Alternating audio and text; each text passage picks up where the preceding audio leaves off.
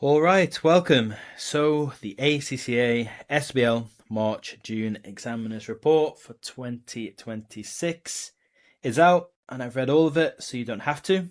If you sat the DKK paper and it didn't quite go your way, this is where it went wrong. We will focus on the worst issues first, and we will concentrate on how to fix each of them before you sit again. Okay, so the examiner said that the time wasn't the problem this time. So this is the uncomfortable part. When a paper does go badly, the story that we usually reach for is, I ran out of time. And it can be a comforting story because the clock may have beat you. And it might feel like it really isn't your fault. But the report this time quietly takes that story away. It found no real sign that people did run short, so the marks didn't slip through the gaps at the end. The students had the time, but they spent it on the wrong things, which can be harder to hear. And it's better news than it sounds, because what you do with your time is the one thing that you can change by that next sitting. All right, so the prep that lost marks in what the report says is stinging because it punishes the preparation.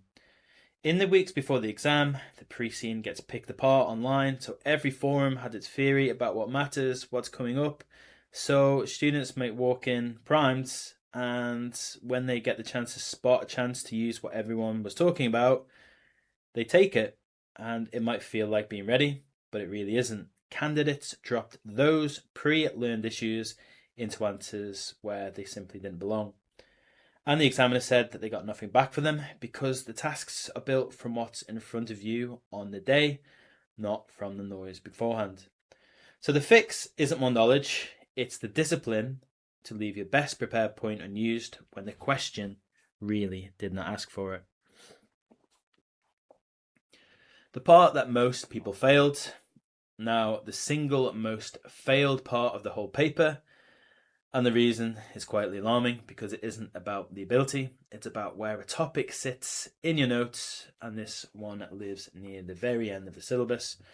So by the time most people reach it in revision, they're tired and the exams close, and they half decide it probably won't come up.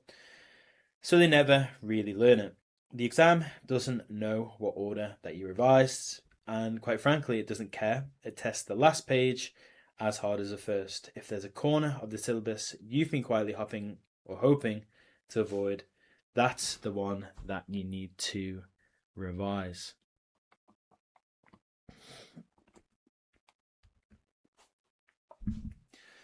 The next one, the report is unusually blunt about, and it's quite basic, which is exactly why it's quite dangerous. Nobody revises this, it feels beneath you at this level to some, so you might assume it's automatic. Then under pressure, you read a falling margin as a rising cost, when cost had actually dropped, and students wrote that whole confident fluent paragraph on top of that wrong reading. It never feels like an error because the writing flows, but the analysis was finished before it started, so the thing you're most sure you already know could be the thing worth checking cold before you walk in. Answering the wrong question. So the report's biggest complaint is the one that comes back again and again.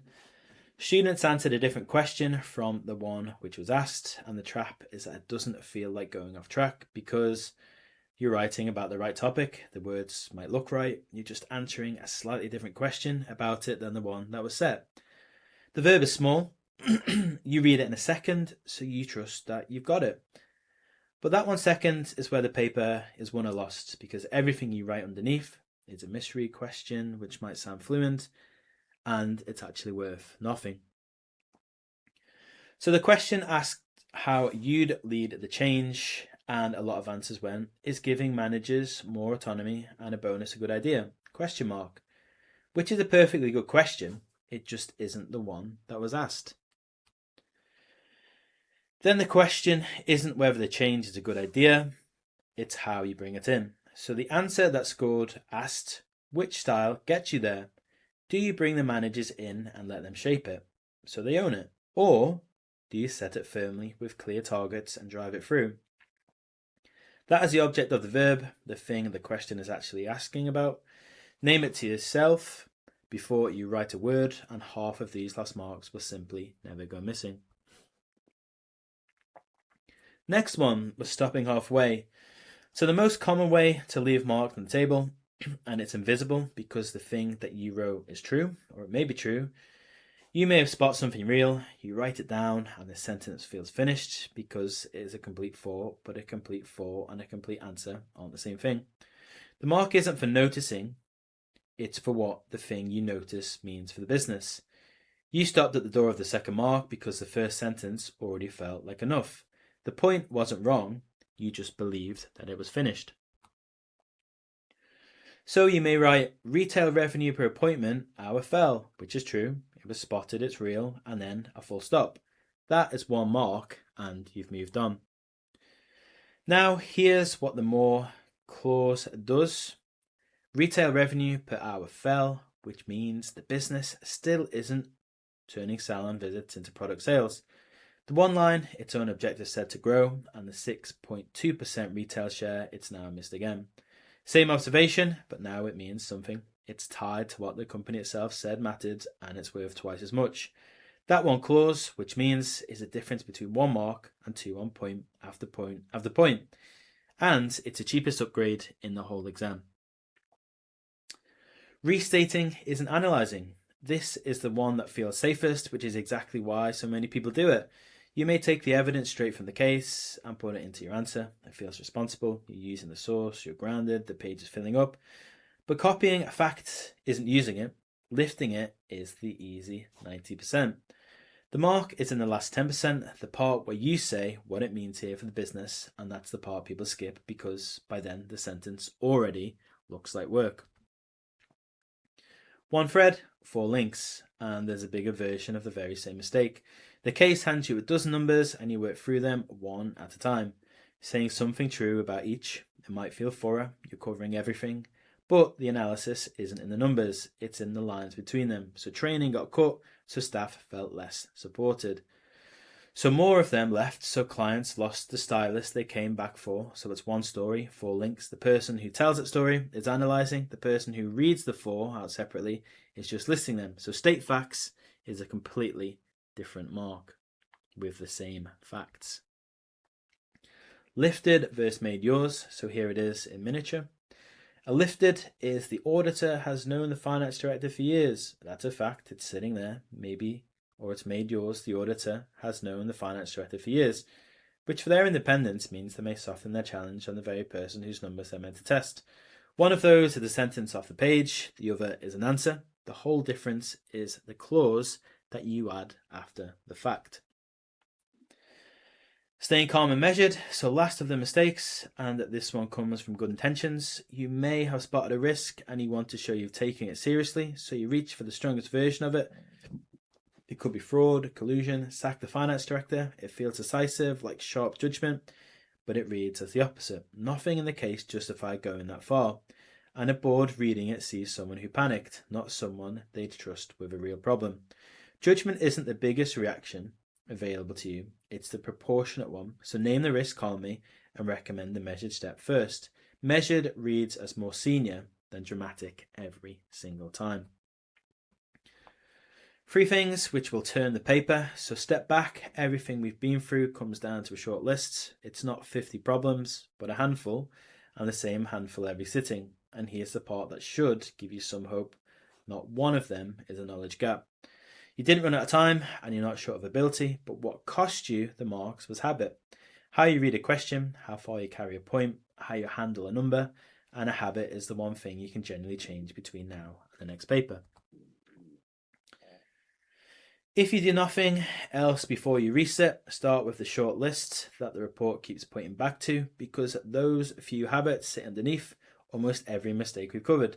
Fix them, and you're not patching individual answers, you're fixing the thing that produced them. And on skepticism, where the report is firm, doubt only scores when you commit to it. A question just hands the uncertainty back to the person reading and earns nothing. You're the one who's meant to have the answer. So make sure that you state it. I've put the 5 moves onto a checklist, and the ones I come back with every student, so it's free, the link's below, and there's nothing to sign. It's most useful the moment you finish a mock, because that's when you can see honestly which of the 5 you let slip. For most people, it's the same 1 or 2 every time, so that recurring one isn't bad news. It's your highest scoring fixing in plain sight. Alright, so let me be straight about what this can and can't do. What you've got now is a diagnostics where the marks go and the moves that win them back. That's most of the battle because you can't fix a mistake you can't see. But what it can't do is stand at your shoulder while you write and catch the moment you slip back into the old habit.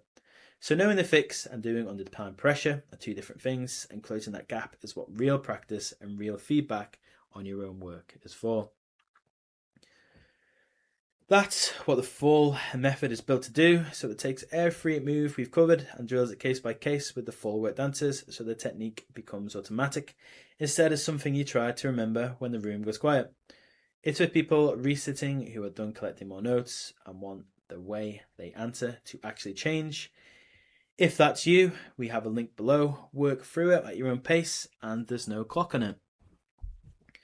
Great, so see you in the next lecture on my YouTube. That's a report, the whole thing read, so you didn't have to. If it helped, please do subscribe. I take these one at a time on fresh cases, so the technique sticks rather than fades. So you've got the diagnostics. The next paper is a different paper, so if you act on it, then make sure you do. And if you do need a helping hand, please feel free to reach out. Thank you very much.